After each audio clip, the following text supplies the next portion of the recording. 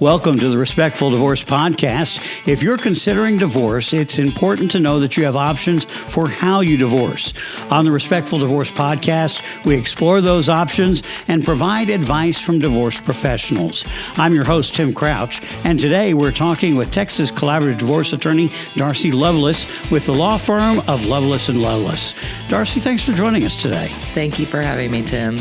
So let's start first of all with a question about what it's like to go through the divorce process in Texas, and in particular here in Denton County.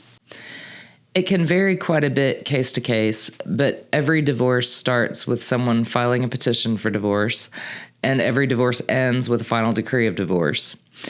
In the middle, in Denton County, we frequently have temporary hearings where a judge tells people how they will pay their bills and handle their children while they're in the middle of the divorce.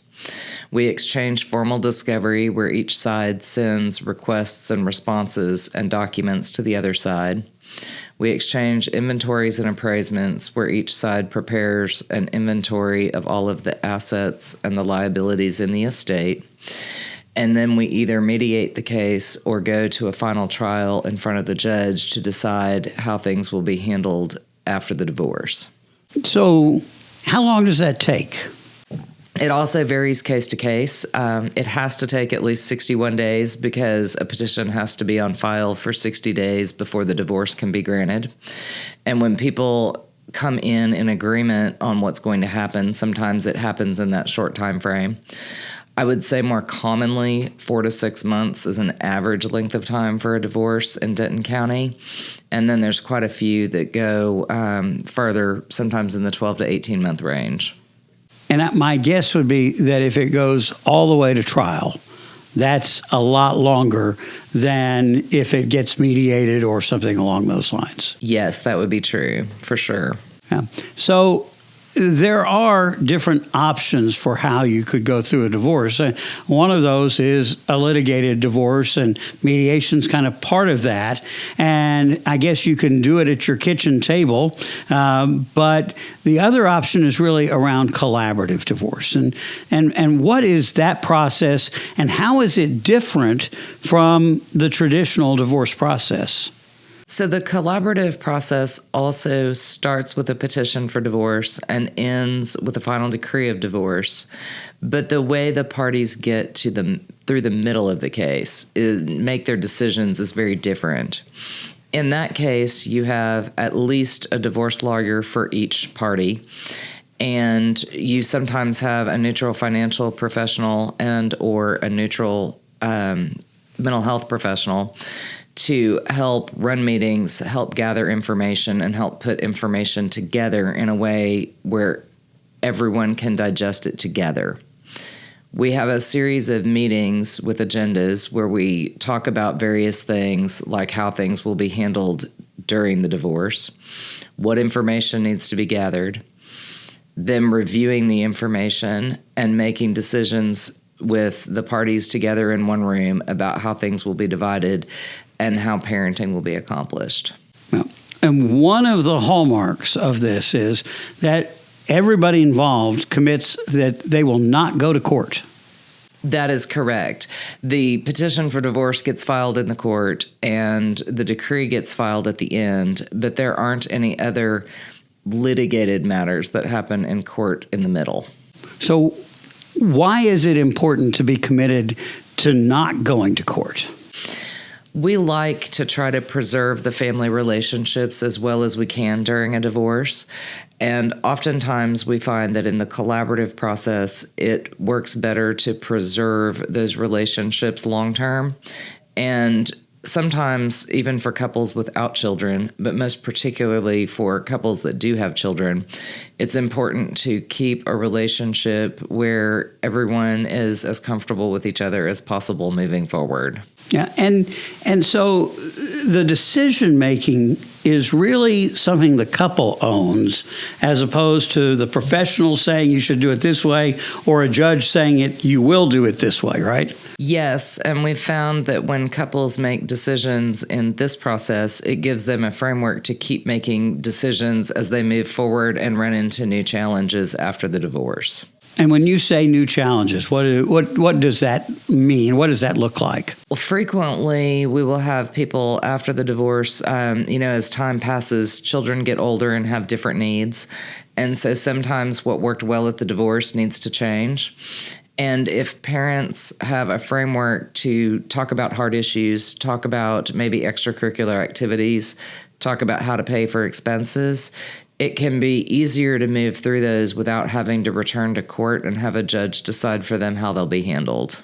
And in the litigated process, that's often how those decisions get made, right? It is frequently the case.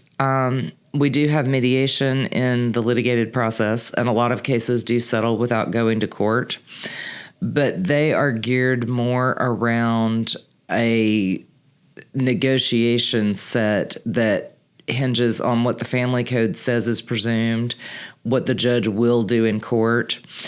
And while everyone may be able to live with the agreements they make if they make them in litigation, if they don't make them, the judge will tell them what to do. And often the agreements are less than satisfactory because they're not so closely tailored to what the clients actually need. So when we think about this collaborative process, and you've been doing this for a number of years now, how have you seen this process benefit your clients? And were there cases where you ended up in litigation, you said, boy, if they'd have just gone down the collaborative route?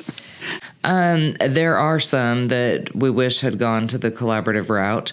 I am finding that although you can't necessarily say collaborative divorce is less expensive than litigated divorce, in looking at the cases I've done, I think in each collaborative divorce I've done, had those people chosen to litigate all the way through a trial, the collaborative process was less expensive than that would have been. I think I can say that for every case. And I also think that one of the benefits is I recently reviewed all of the cases I've done in preparation for a certification application and discovered that a far lower percentage of people came back for contested modifications later than in the rest of my litigated cases. And that benefits people because, first of all, they're not financially continuing to spend money on attorneys repeatedly over and over again. It also benefits them emotionally because they're not under the stress of litigation. And there's some research that shows that for children, it's not so much whether your parents get a divorce that impacts you negatively. It's the how they divorce and whether they stay in protracted litigation after that that makes or breaks some of the outcomes we see for children. So I want you to talk about that. When you talk about outcomes for children, what are the negative outcomes for children that have had that protracted litigation divorce that their parents have been involved in? Oftentimes, those children have, first of all, learned that their parents don't like each other. That's harmful to children because children know that they are half of each parent. And so when the parents dislike each other, the child sort of absorbs the idea, from what I understand, that, they must be in some way bad because they're a part of that other parent that the first parent dislikes so much. It's also very stressful for children to worry repeatedly about where they're going to live, about whether things are going to come out a certain way, about whether they have to talk to a judge, about whether they're in the middle of a custody evaluation talking to that kind of person. Sometimes they get dragged to counselors for the express purpose of litigation, and then they get a skewed view of counseling because, maybe the things they say aren't really confidential. There's a whole lot of places that protracted litigation can negatively affect children. And we start to see that in form of schoolwork that perhaps starts to go down, the quality of the work, or other kinds of behaviors that really can carry over for the rest of their life. Yes. And also, if they're learning to manipulate one parent against the other because they can, that can also be problematic behavior that lasts permanently into adulthood. Well, so this, as we're doing this podcast, it's ahead of Divorce with Respect Week, which is coming up March 1st through 8th. And I wonder, as you see that kind of term, divorce with respect, what does that mean to you? What does that look like?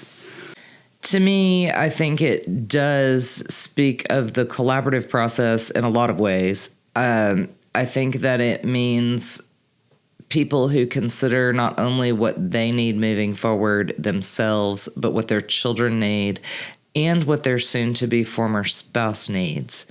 If everyone is able to meet their needs in a divorce, it ends up with happier outcomes. It ends up with less stressful outcomes.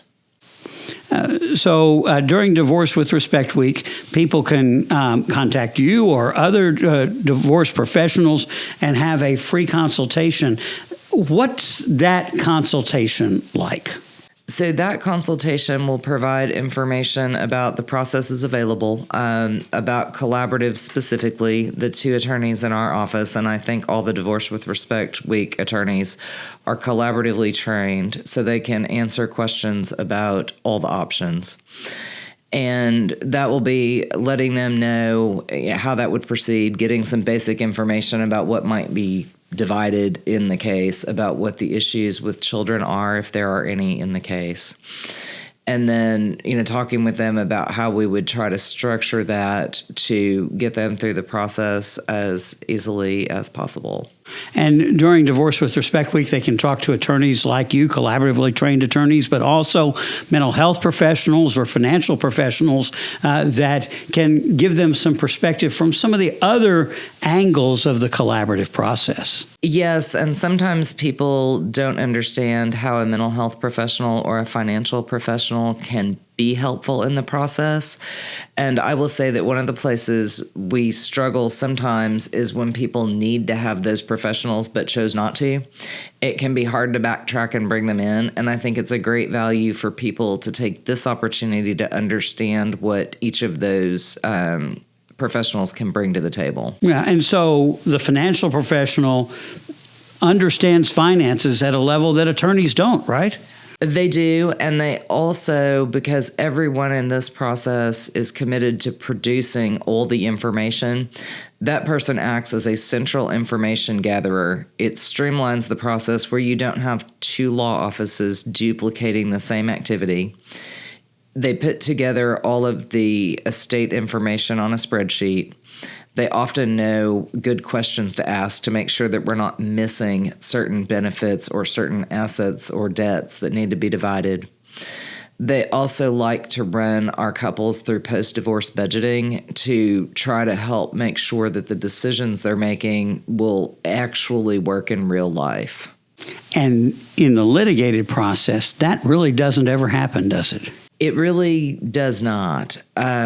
I suppose people could choose to do that process in litigated, but it is a more specified part of collaborative where the financial professionals ask for it to happen, and many, many more people are able to see their outcomes in real life, or if they're going to have a shortfall, understand where that's going to come and help try to find solutions to fix it. Yeah, and the mental health professional does what in the collaborative process? So everyone always thinks that the mental health professional is providing therapy, but in this process, that's not what they're doing.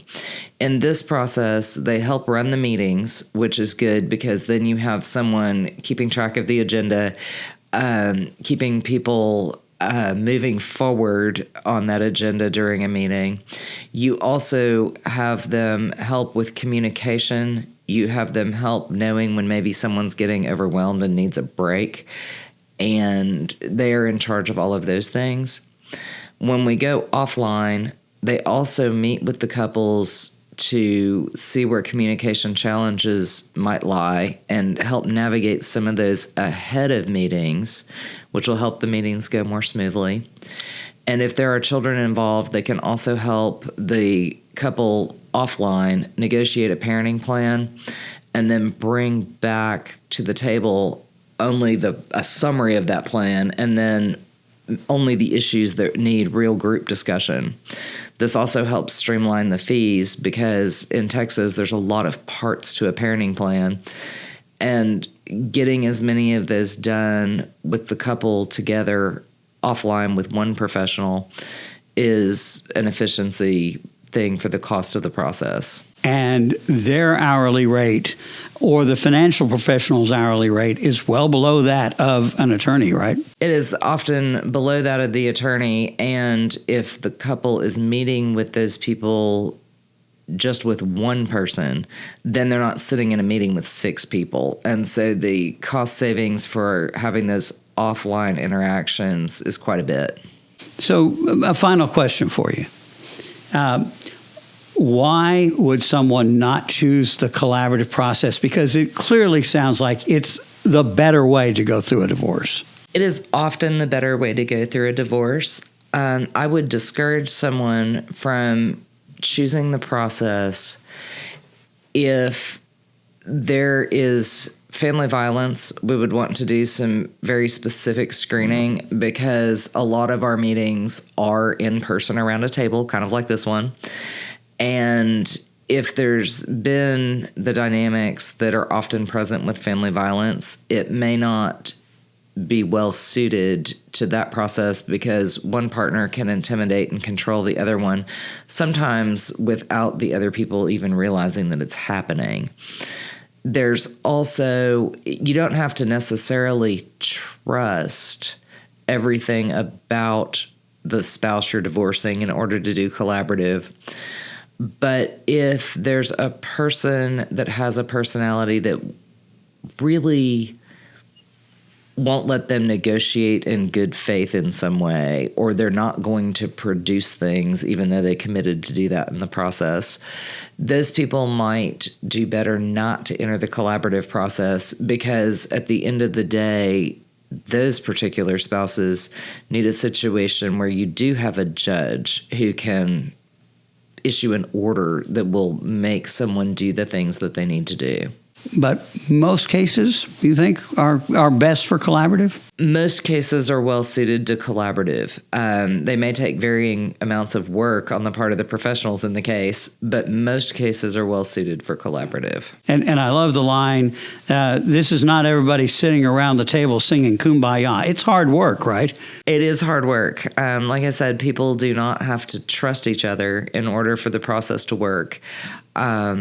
And it is often, just like the marriage that is broken down with some conflict, there's often some conflict in those meetings or conflict in an offline meeting that has to be resolved. And that doesn't mean that people are not well suited for the process because that can be done and is done all the time. Darci Loveless, thank you for joining us on the Respectful Divorce podcast today. Thank you. Now, if somebody wants to get a hold of you, what's the best way to get more information about you and to reach out to you personally?